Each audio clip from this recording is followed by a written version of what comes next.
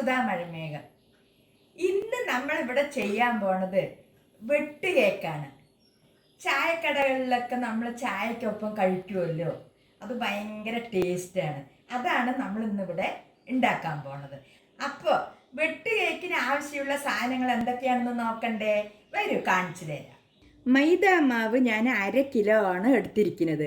ഈ 1/2 കിലോ മൈദാ മാവിന് ആവശ്യമുള്ള സാധനങ്ങളൊക്കെയാണ് ഞാനിവിടെ എടുത്തിരിക്കുന്നത്. 1/4 കിലോ പഞ്ചസാര, അതിൻ്റെ പകുതി പഞ്ചസാര, ഒരു 5-6 ഏലക്കായി എടുത്തിട്ടുണ്ട്, മുട്ട 3 എടുത്തിട്ടുണ്ട്.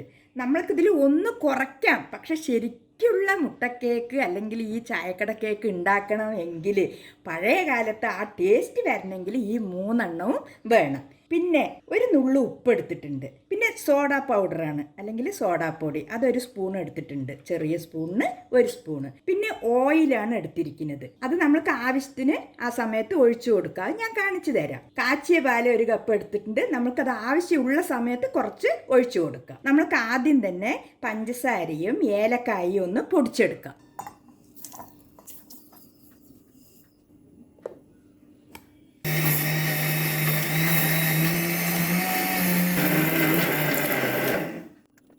നന്നായിട്ട് പൊടിഞ്ഞിട്ടുണ്ട്, നല്ല പൗഡർ പോലെ ആയിട്ടുണ്ട്. കണ്ടില്ലേ? ഇങ്ങനെ ആയിരിക്കണം. ഇതിലെന്തൊക്കെയാണ് അപ്പോൾ? ഏലക്കായും പഞ്ചസാരയും. അപ്പം നമ്മൾക്ക് ഈ മുട്ട കൂടി ബീറ്റ് ചെയ്തെടുക്കാം.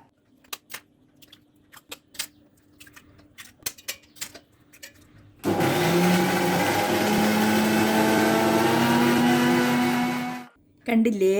മുട്ട നന്നായി പതഞ്ഞ് ഉടഞ്ഞ് വന്നിട്ടുണ്ട്.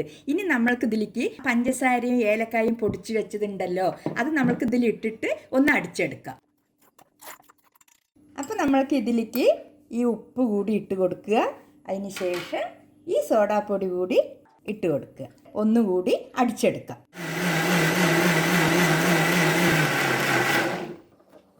അപ്പോൾ ഇത് നന്നായിട്ട് മിക്സ് ആയിട്ടുണ്ട്. കണ്ടില്ലേ?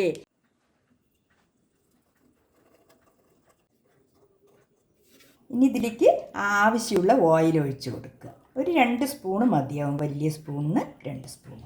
അതിന് ശേഷം നമ്മൾക്ക് ഈ മൈദാ മാവുണ്ടല്ലോ, ഇത് നമ്മൾക്ക് കുറേശ്ശെയായി ഇട്ട് കൊടുത്തിട്ട് ഇളക്കി കൊടുക്കാം.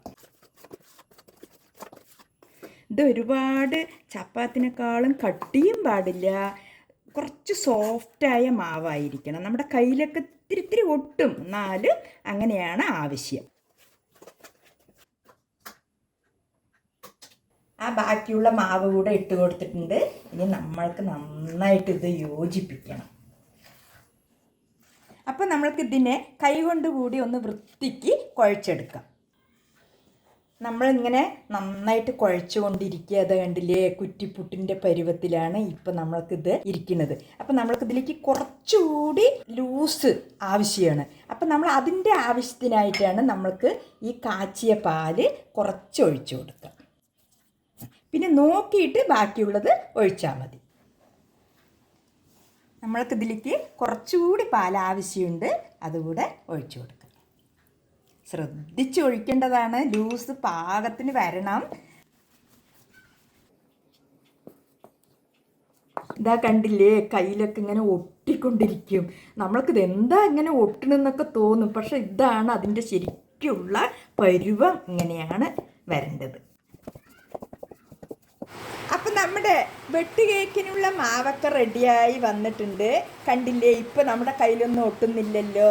എണ്ണയൊക്കെ തടവിയിട്ടാണ് നമ്മൾ വൃത്തിക്ക് കുഴച്ചിങ്ങനെ വെച്ചിരിക്കുന്നത്. ഇനി നമ്മൾക്ക് ഇതിനെ റെസ്റ്റ് ചെയ്യാൻ 2 മണിക്കൂർ വയ്ക്കണം.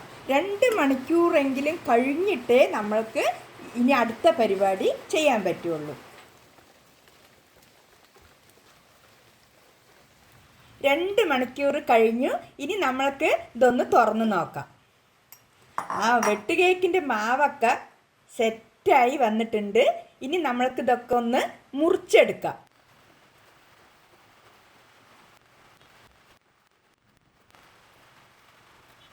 ഇനിയാണ് അടുത്ത ടെക്നിക്ക്.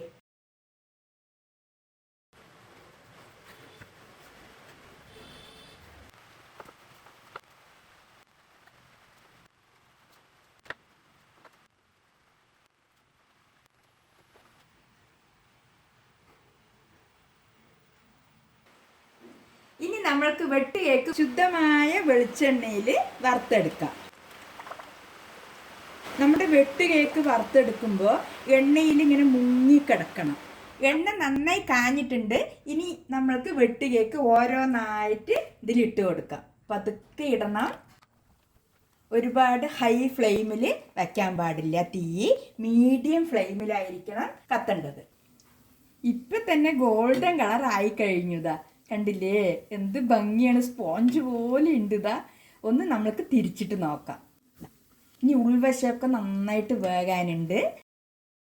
ഇതേ ബണ്ണ് പോലെ. അതെ അതെ, ബണ്ണ് പോലെ തന്നെയാണ്. എന്തായാലും ചായക്കടയിലൊക്കെ പോകുമ്പോഴേ അതെ ഇതെപ്പോഴും കിട്ടാറുണ്ട്. അതെ, ചിലവര് ചില നാട്ടില് കച്ചായം പറയും. അതെ അതെ, ഇത് വെട്ട് കേക്കെന്നും പറയും. ചിലവര് ചായക്കട കേക്കെന്നും പറയാറുണ്ട്. അതെ തന്നെ, അതെ. Super super.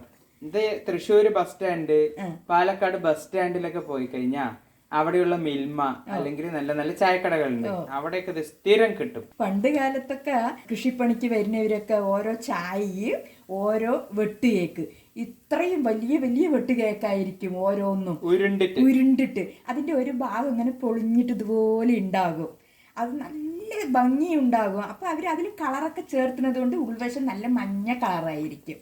നമ്മുടെ വെട്ട് കേക്ക് റെഡി ആയിട്ടുണ്ട്. ഇതാ കണ്ടില്ലേ, നന്നായി വിണ്ട് വൃത്തിക്ക് വന്നിട്ടുണ്ട്. നല്ല ബ്രൗൺ കളറും ആയിട്ടുണ്ട്. നമുക്കിങ്ങനെ കോരിയെടുക്കാം.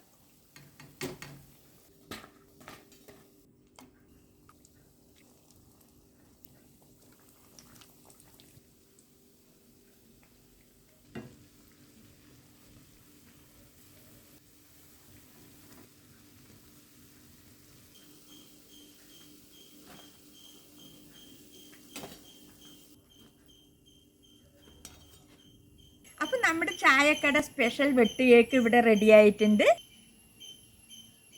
ഉൾവശം നോക്കൂ, അതിൻ്റെ കളറ് എന്ത് ഭംഗിക്കാണ്, സോഫ്റ്റുമാണ്. അപ്പം നിങ്ങൾ ഇതുപോലെ ട്രൈ ചെയ്ത് നോക്കുക. സിമ്പിളായിട്ടാണ് ഇത് നമുക്ക് ചെയ്യാൻ പറ്റുന്നത്. അപ്പോൾ ഇവിടെ എല്ലാം സിമ്പിളാണ്.